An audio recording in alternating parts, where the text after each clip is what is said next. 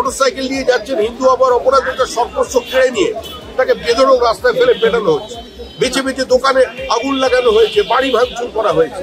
এগুলো কি চলছে? প্লান্ট করা হয়েছে পরিকল্পিত হবে একটি ছেলেকে দিয়ে একটা গ্লোসাইন বোর্ডের মধ্যে কিছু অশ্লীল কথাবার্তা লেখা হয়েছে, টোটালি প্লান্টেড। এবং এটা একটা চক্রান্ত, এটা আন্তর্জাতিক চক্রান্ত। পশ্চিমবঙ্গ এটা সীমান্তবর্তী জেলা, ওপারে বাংলাদেশের একটা ভার্নারেবল কন্ডিশন, যেখানে কার্যত মৌলবাদীরা সম্পূর্ণ আত্মসাৎ করে ফেলেছে গোটা বাংলাদেশকে। ওখানে হিন্দুদের উপর অত্যাচার চলেছে এবং এখানে এই ধরনের কিছু মৌলবাদী অ্যাক্টিভ হয়ে আজকে বেলডাঙ্গার ঘটনা ঘটিয়েছে। তৃণমূল কংগ্রেসের যে ধর্ম নিয়ে রাজনীতি, ধর্মের নামে বিভাজন, ব্লক ভোটের রাজনীতি, তোষামদের রাজনীতি, এই রাজনীতি কারণে আজকে বেলডাঙ্গার ঘটনা ঘটছে।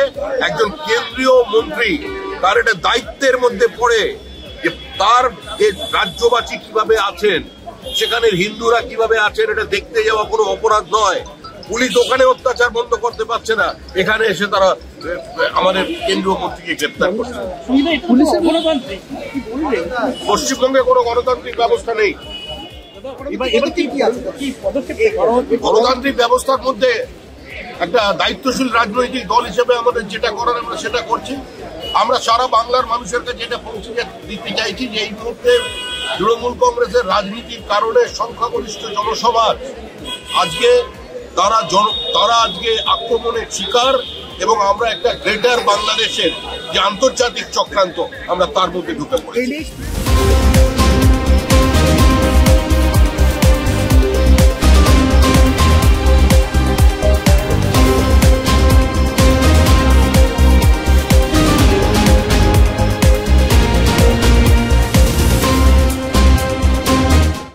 আমাদের ভিডিও ভালো লাগলে লাইক এবং শেয়ার করুন। কমেন্ট সেকশনে গিয়ে জানান আপনাদের মতামত।